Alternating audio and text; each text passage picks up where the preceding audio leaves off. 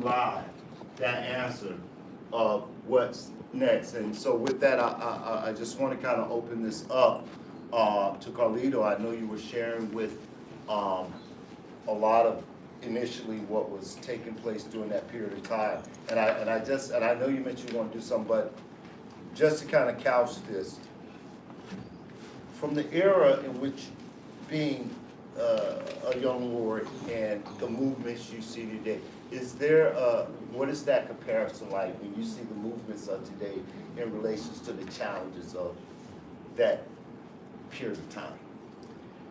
Well, the only movement that exists today is really a fascist movement in the country. The movement that I came from, that was suppressed by a project administered by the Federal Bureau of Investigation known as COINTELPRO. COINTELPRO was designed to eradicate the civil rights movement, the early civil rights movement. It developed into a conspiratory project to eradicate the movement against the war in Vietnam and the Puerto Rican independence movement in Puerto Rico, where many people in Puerto Rico were murdered, by this project. In the 1960s, COINTELPRO developed, it matured, and it was, used to target a wider spectrum of the society. COINTELPRO had at least one snitch on every block of prominent black and brown communities in the United States. They were responsible for the murder of Fred Hampton and other members of the Black Panther Party. They had done a number of things against the Young Lords, including pitting one element against another. That was mainly the target. Divide and conquer was their motto. So I don't want to say all of that to depress you, because but I do want to highlight the criminality of this system. That's right. Okay, and they should one day be brought before justice and prosecuted. And I ain't talking about something like Judge Judy. I'm talking about a people's tribunal. Because what we need to do, we need to create a new movement, and we need to eradicate capitalism from this world. Create a people's power. That is really the salvation of humanity. And if you want to dispute me, I challenge you. And so, Carlito, thank you. So, and I really think when we talk about that next generation or that next movement, Five, you've led the Incarceration Nation. A lot of your work is deeply founded into some of the issues that we've looked at tonight that continues today. What does that look like for you as an executive director, as a human being that's now in this work today? And what are some of the challenges that this generation faces as they move into this space of this work? For me, growing up as a Black Panther Cub, I grew up under my family and organizers, so I grew up in an era where everybody was organizers, and it was a normality for me. And so the service work, from free breakfast programs to service in the community, was just a way that I grew up. And then when you see society today as an organizational leader, you end up having to connect people with systems and try to connect them with social services and existing systems that are being torn down now, right? And so for me, it was harder to create the resources from a community level without using the systems. Like, we created a youth project called Help Station, where we sell about 350,000 watermelons a month in Harlem. And we have black seed watermelons, like watermelons that are actually grown with other NGOs. So we sell in supermarkets. We employ about 20 to 30 young people every summer, and a lot of them are on probation. And we've been doing that for 10 years with no funding. And so creating a system that we establish people power, meanwhile some people purchase products that pay for the young people to work. We put them through schools, through scholarships and other internship programs, and so between 18 and 25, we sort of support them. And so it's a movement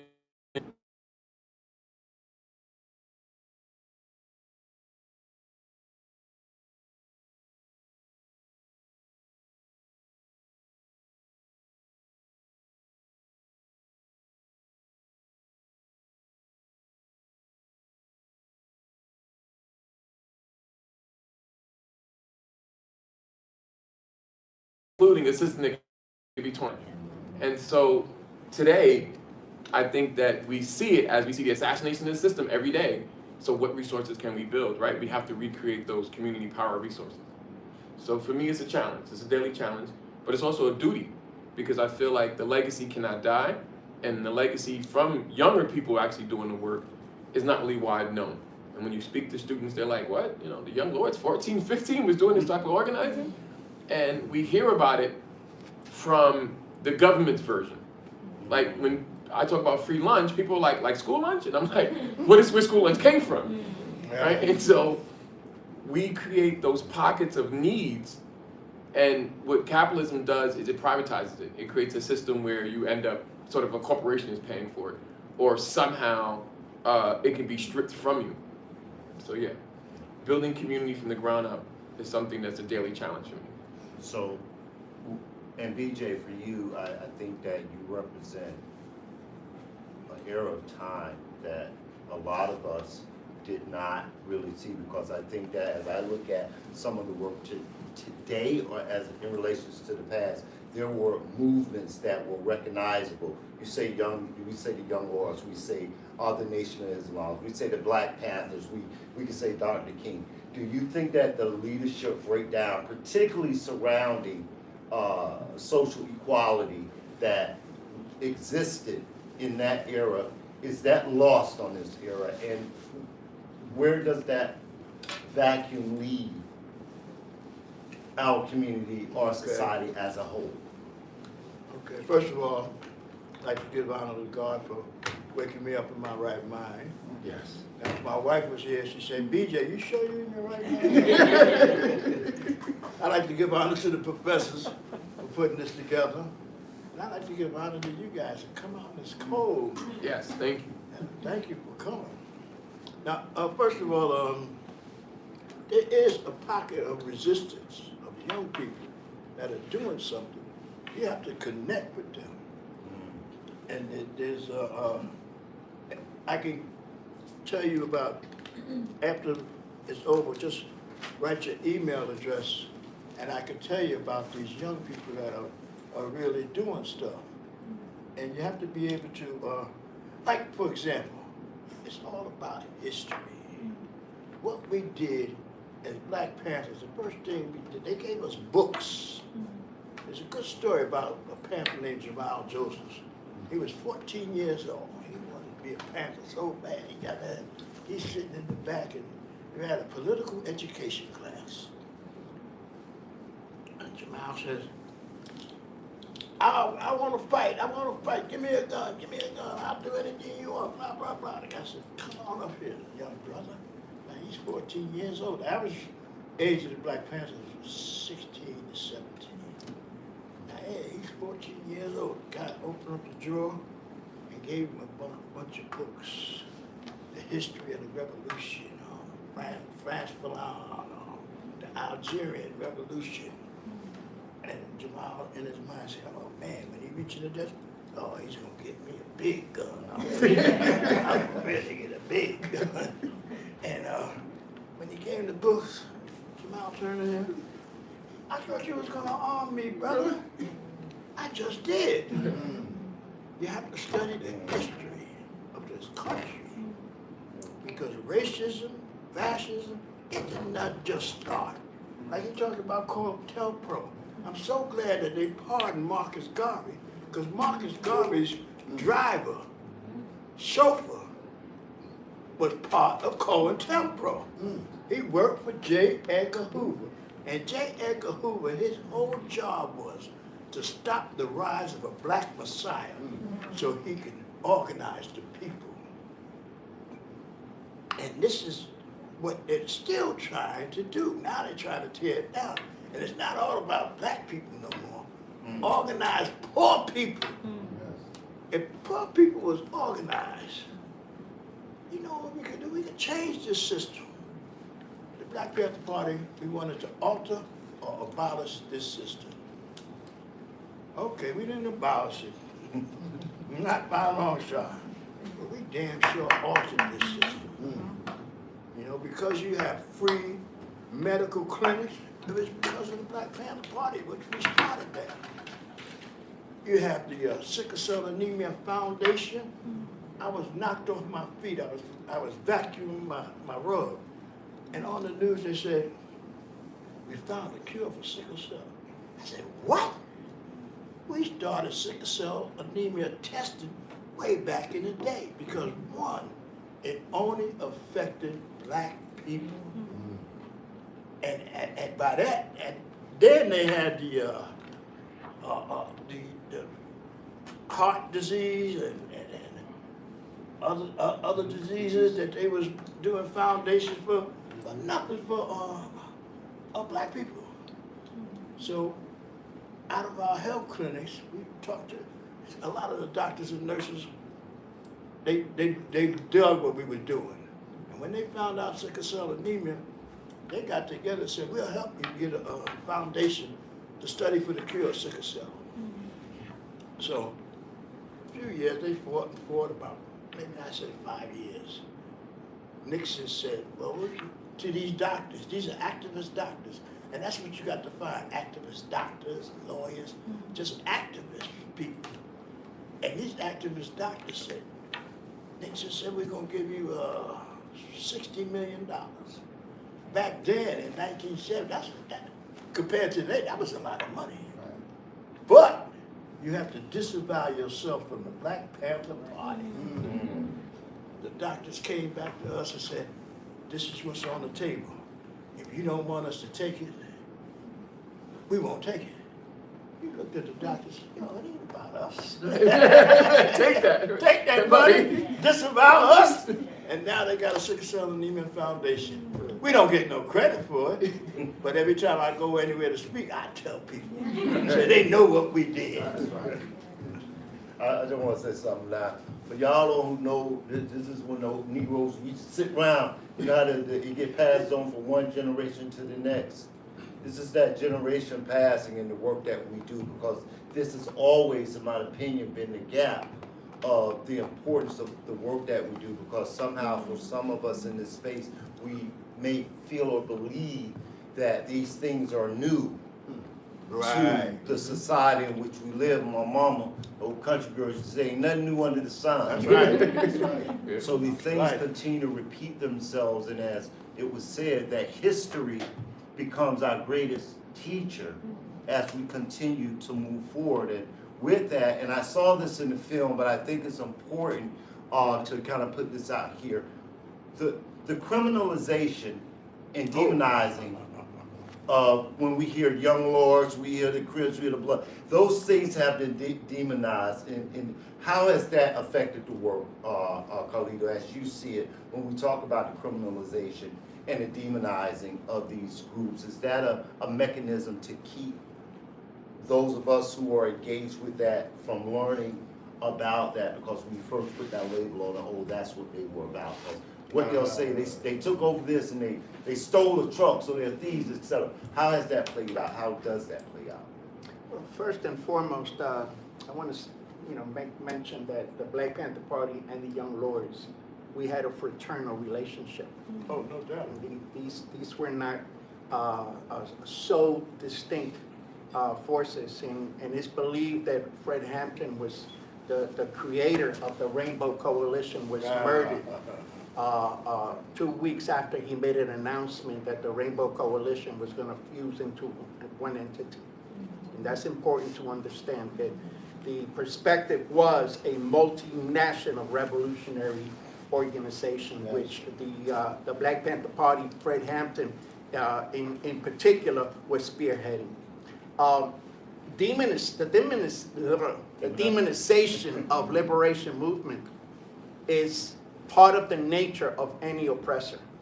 It goes back to the demonization of Spartacus when he was striving to free the slaves in the Italian peninsula.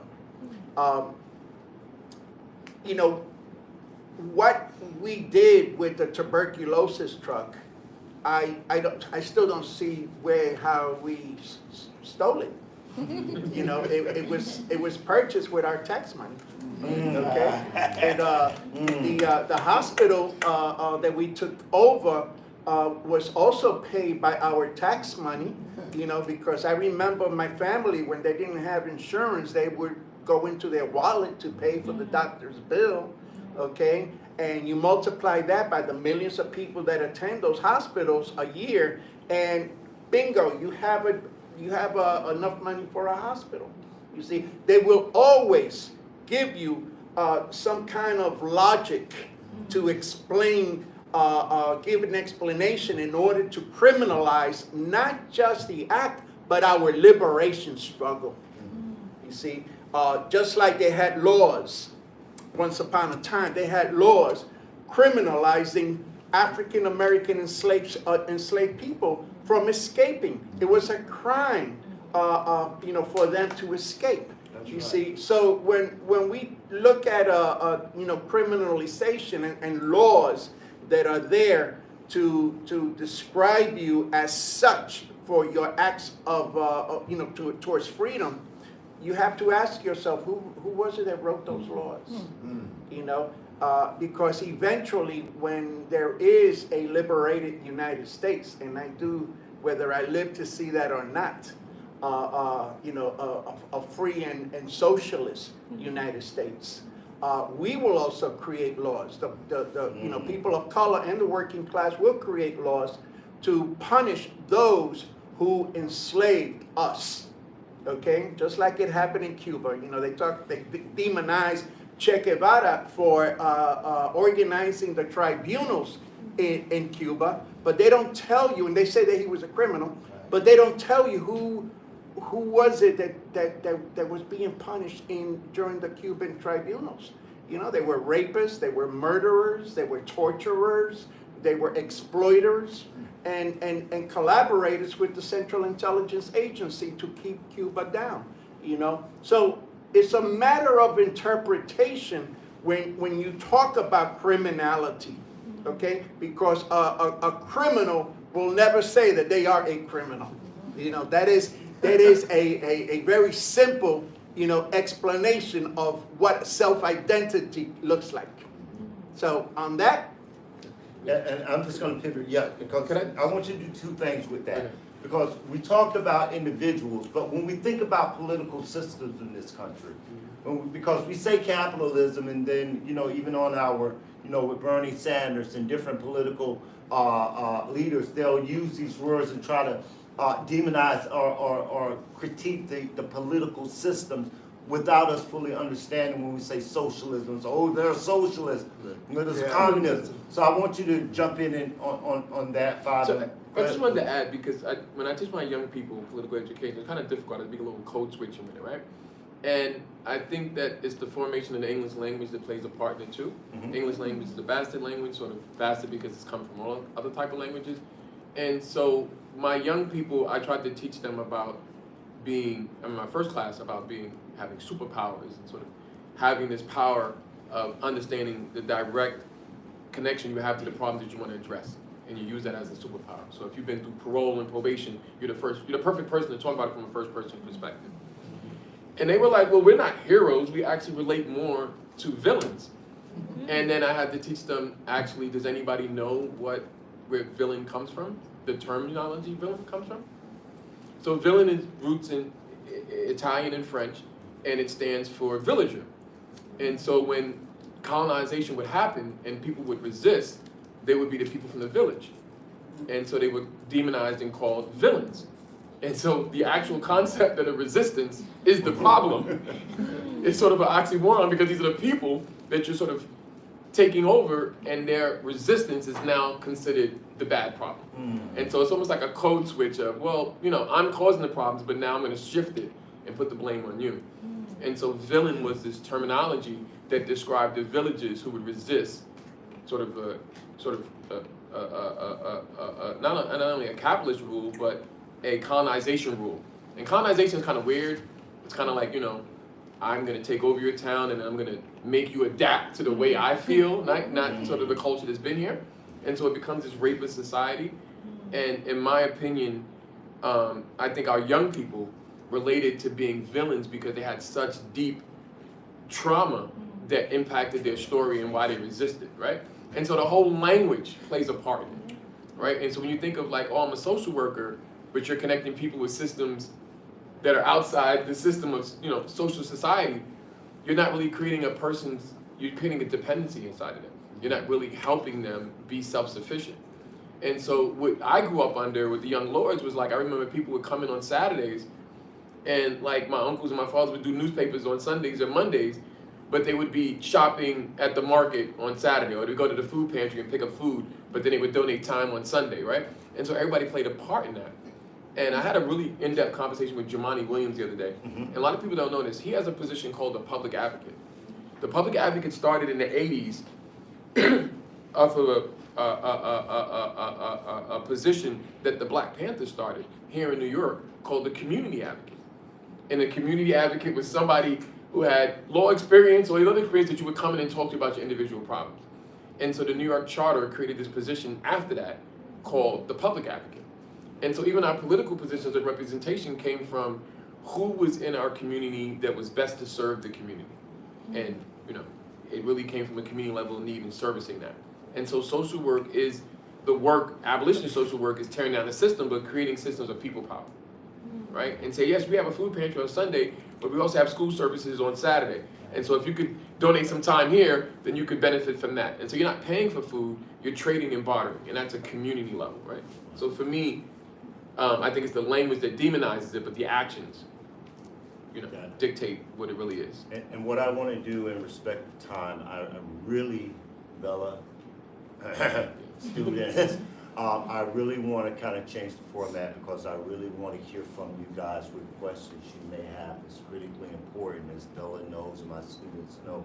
If we're going to be a part of the solution, then we need to be part of the conversation, or else it's just a waste of time. So I'm going to open this up to the floor right now to hear. Please have questions. You have to ask these questions. So I'll take a hand. Where's my first hand? Oh, Bella, thank you. Right on. This might not be the most important question, but it's the first one coming to my mind, which is we're talking a lot about legacy work and how this work travels down generation after generation. And one thing that I think a lot about today is technology, and I'm curious about like what does the 21st century revolution look like, and what role does technology play in that, for better or for worse? Because organizing today is different, and young people particularly, like we're being born with access to technology and social media. And I'm just curious. I think it's a different. That's like something that all of these previous generations did not have. This is a brand new variable that is playing a huge role. So. Yes. And so I want to jump on that. So I have a lot of young people that I train and work with, and recently I've acquired a church that I'm going to turn into a community center. And my young people, you know, when we first got the facility, they were in there just mapping out everything they wanted to do. And they were like, we're going to take this corner and we're going to build an entire TV set. We're going to have our own daytime news show because we don't have information and we don't have a point of view, and we tired of getting invited to rallies and organizers want to let us speak for 2 minutes, so we're going to have our own show. And then we're going to build another community talk show right here in this corner. And I'm like, well, why do we have like 50 computers in here? Like, oh, those are for the trolls. So we have about 50 kids that are just going to be making memes. And really, like, that's how you have to sort of, that's their language. That's what they speak in. And the next day I came in, and there's a YouTube page, there's an Instagram page, there's a Facebook page, there's a Twitch page, I don't even know what that is. And there's like all these different sites that they already registered for, they already have accounts, and they're ready to stream from like 50 different networks. And I'm like, how do you guys have all this, right? And I think that technology is their language, but it's also how they disseminate information. I created a project years ago called The Caveat, which I gave the kids a club. Remember the club I had downtown? And they just designed their own show. And what they wanted to do was interview people coming home, and they wanted to have a show where they can perform in their own space. And every night, it'd be like 50, every Sunday night, we had once a week, it'd be like 50 to 100, then it became like 200, and to the point that I had so many youth there, I couldn't hold the space. And so my young people was like, this is great because you're old and you want to do this shit in person. If we had a website, this would be up and people would be home watching it. And so they created a curriculum that goes across tablets and phones. And they actually made an app for it. So while they're in class, they can actually decimate the information about it. So technology plays a big part. And I think that the future generation sort of has the lock on that. And a lot of my youth programs was connecting the seniors with the younger generation. And I worked at a lot of senior councils and a lot of senior homes where we developed like computer rooms because it was easy for the young people to help. And like the next week I had a whole bunch of seniors and people were like, why is my grandmom's on Facebook posting pictures of me? Like, and so the young people created a connection to help them disseminate information. And also their idea of how to connect is different from us. And so that's needed. So my idea was like, okay, great, I'm just gonna launch this LLC and just give it to you guys. And so they have their own project called the Young Adult Peer Providers, and they're kind of weird. So they have that, and it also stands for the Young Adult Perspective Project because they have their own show where they actually young people interview other young people. And then they also have another project called the Young Adult Print Shop because they make clothes. And then they opening up a Young Adult Pizza. Like they have all these things that are just YAP, and it's just YAPP. And for me, it was ingenious to see them invent these things, but it just came from need, right? And came from their own desires. And so I think technology plays a very big part in it, whereas we all watched the Super Bowl show, right, the other day. And like, I got people calling me like, what does this mean? And what does that mean? And I asked my sons and they're like, oh, well, when he flashed the lights, that's the cheat code for GTA, for strength, and for Infinity Lives. I was like, wow, I didn't even notice that. Like, and so I didn't even notice that the whole stage was a PlayStation controller. And that when the lights was flicking off, it was different game codes and cheat codes that meant the music that supported the statement he was saying. And I didn't get none of that. And it was like 50 cues and the hand signals and then splitting and I had to do a video with them to break down because I didn't understand the communication. And it was like so many messages was given out from there, right? And the fact that he had the car, I didn't even know that car was a Chevy that actually beat a Ferrari. And it was because Drake's name was Ferrari, and put the Chevy in the station. It was like, I didn't even get all of that. And so young people have this way of communicating that is like, I guess I'm too old to see, but being that I have 5 sons, I kind of get indoctrinated with a lot of that. So yes, communication. Yeah, so Carlito, I want to just jump in that, particularly as it comes to tech, do you believe technology has led to what we're now seeing as this global revolution amongst young people across the world, because it's now become that place that technology connects all of us to the different issues that are going on in the world?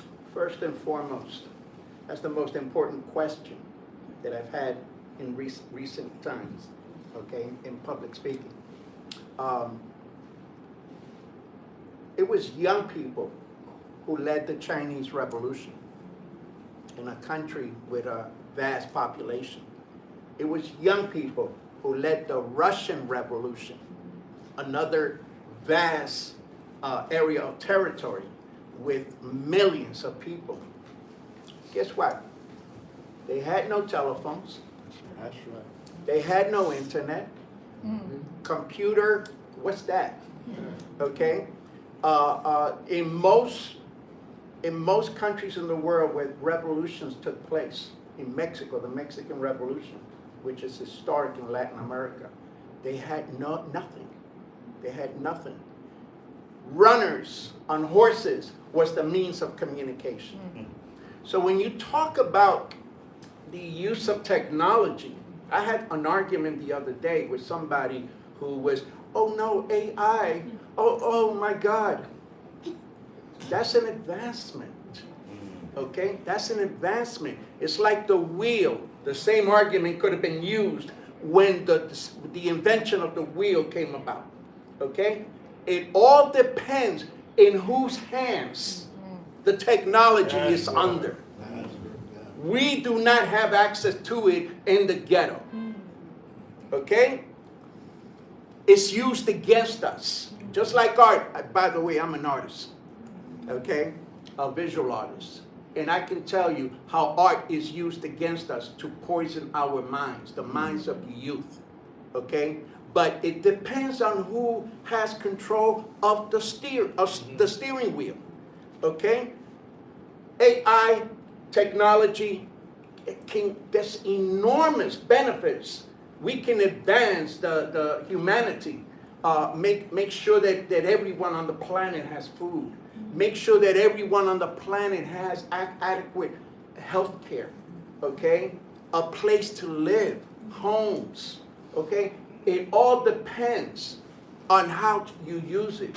But as Exactly. long as they have our fears focused on how, oh my God, it's gonna be used against us, you know. Then we develop these taboos that technology is bad, okay. And as long as they have us thinking that the advancements in technology are bad, they can monopolize on our own fears and control it and use it against us. Let me just add one thing. Go ahead. Like you said, it depends upon how you use it. I mean, did you see what happened when that young lady took the picture of George Floyd being beaten up? Huh? Not only were there protesters in America, but all over the world. And that's the way positively using it. And like I would like to say, like the brother said, there's nothing new under the sun. Back in the day, we had TV. We watched them beat up them little kids protesting for voting rights. They put the dogs on them. They put Martin Luther King in jail. We had the TV. The Black Panther Party went to the Capitol to protest a gun law because they was able to use gun in California at that time. You was able to carry a weapon openly, anybody. And they followed the police. When they arrested people, made sure the person was all right. And when they got them in jail, they bailed them out of jail. They made sure, because one of the points was we are against police brutality and murder of black people. So they went to the Capitol to protest the Milford Act.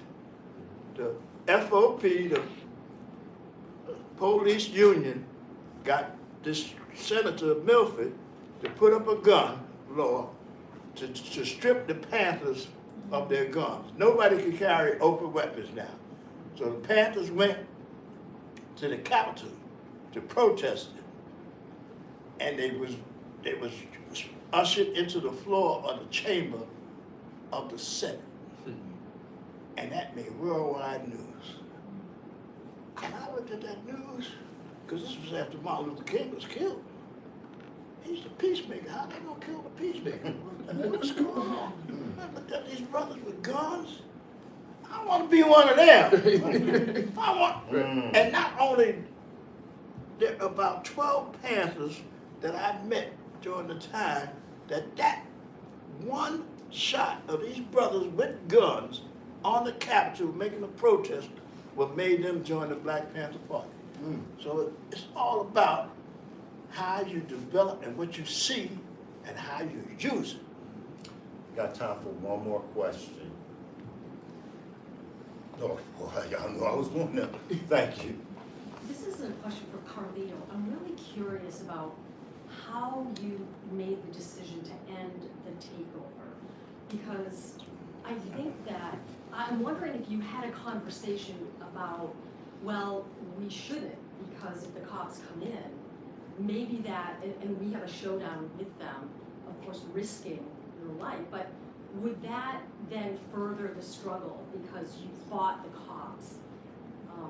And then after you left, was there, did you talk about that was the right decision, that was the wrong decision? Because that was so mind-blowing, the way that you all left the building. We made our point. we don't fight to die. We fight to win. And that was the motto of the Panther Party and the Young Lords. Okay? You know, we pulled down their dirty underwear in public. Okay? By exposing the quality of healthcare. An animal at a pet store got better healthcare than we did. Okay? And that was the focus. That was the focus. The other thing was this was not only a military operation that we did. It was also a political. You know, we spent weeks doing intelligence on the police. Okay, you know, when did they change shifts? Were there elite units of the NYPD in the precincts around Lincoln Hospital? You know, we did surveillance, you know, and intelligence work. You know, we just didn't attack and seize the hospital. We knew what we were doing, and we knew what was the weaknesses of the enemy, and what were our weaknesses too, so that we can have all of that under control. And so when we made that decision, it was already calculated that we made a point. We got national exposure on the media, and sometimes the bourgeois media makes mistakes and you know, reveals the things that we want them to show, you know. So you know, why, you know, we fought and we wanted to survive to fight another day, you know, and that's the way. We were an armed organization, okay? If we wanted to be stupid and crazy, that would have been the easy part to do, okay? But that's not what we were about. You know, we were about defending our people. We wanted to give moral strength to our people. That was part of the political propaganda that we were putting out, that these white supremacists can be challenged and beaten down, you know. That's right. That we are the ones that have the fucking cojones to take them on, you know. And that was the point that we wanted to convey, you know, that we're the bad motherfuckers, not the police, you know. And excuse my Please, Latin, you know, so you know, we want, that's, once we made that assessment, okay, it strengthened our own forces. Our cadre became unified, okay. I felt like you know, like 20, you know, young lords in one, okay, and we all felt good. We all felt good. And that's why I'm still a young lord today. Let me make that clear. I'm still a young lord, and I continue fighting, and I continue living, applying the 13-point program, as well as the 10-point program of the Black Panther Party. You know, some of my Panther brothers will also curse you out if you say X. You know, the only thing X about me is my ex-wife. So you know, I'm still a young lord, and I continue fighting. You know, and part of that fight is coming here and telling you my experiences, because you know, we all bleed and die, but life has a continuum, and y'all are going to come across experiences that in its content is the same as ours, of course, but in the form it changes. Right. You know, y'all want to do social work? Well, there's more to that word than what they teach you in the colleges, because if you really want to do social work, you got to change the world. And that's the part that academia will not teach you. Just like critical thinking is not taught in academia. You know, so you think about that, you know, because there was a reason why we put our lives on the line, you know, and it wasn't to look good. It was because we understood what are the elements of history, okay? Every generation learns from the preceding generation, you know. So on that note, Can I just add that, you know, my Aunt Cleo, she got asked a question one time, like, what did you do the next day? And she was like, I had to feed 50 kids. I had the breakfast program to run. I had to open the office. I had to go medical supplies. I had to actually go and do testing reevaluations. So like, it was another day. And so I think that commitment is just an example of how y'all generation was, that it was an everyday action. And so yes, the takeover happened, but the next day they had other duties, they had other commitments to do. And so it wasn't just one big event, it was an everyday struggle. It could have been taking prisoners out of a police car. They were arrested unjustifiably. You know, it could have been setting a landlord straight. You know, letting them know, yo, you don't mess with our people. So, BJ. What I tell young activists is plan your work and work your plan. And if anybody in your group is talking about doing something crazy, you keep your eye on him because he might be a plan. And I just want to say, the last week of September, first week in October, we have the Black History Month, Black Panther Party Film Festival. And if you have any more questions, you want to learn anything, you want to see great films, you can look here and see the films. Email is right here. You can take a card and email me. And we do this every year at Maisels Documentary Cinema. You're all invited, of course. You can email me, and then you can put the list, email list, and I will get in contact with you. I want to say that all our students here tonight, this is something I always hope and dream for, that we would be able to touch the, you know, our predecessors, those that came before us. I do hope that as this struggle for us in our era, that we're in a position in life that we'll be in spaces telling another generation of the work that we've done, that they're telling us tonight. Because for us, we talk about immigration rights today. We talk about women's rights today. We talk about the rights of the LGBTQ community. We talk about now the rights of DEI and identity and who we are as a people. And this is our era. And the fight that they fought, they're giving us the tools that we now apply in the work that we do. And we don't fight to die. We fight to live. Thank you for joining us tonight. There'll be free merchandise. Please connect with somebody you don't know. And one last thing I want to say, on May 2nd, we're going to have my drop class conference. My students will be leading a class conference. I would love for you guys to engage in those conversations with them. Get on that conference because they'll be leading the conversations of the work today that we're talking about here tonight. Thank you. Professor, just a couple of sentences. Sure. Being that most of the people here are women, half of our rank and file, the Black Panther Party too, 1971. were women. Yeah. Okay? They It were in wasn't charge. it wasn't a boys' club. And did every part of it. Okay? And the women were the baddest asses on the earth, okay? You know, because there was one time that I was getting beat up by the police, and there was two sisters that came and rescued me by bopping the bastard upside the head. You know, We have so- a book. I'm in the book. Okay, so, and we also had an LGBTQ plus caucus, okay, in the Young Lords. We had an LGBTQ plus caucus, and it was attributed to Huey P. Newton coming out with a statement supporting the gay and lesbian struggle, okay? Hey, we're not gone yet, so y'all can ask me and DJ questions. Thank you for joining us tonight.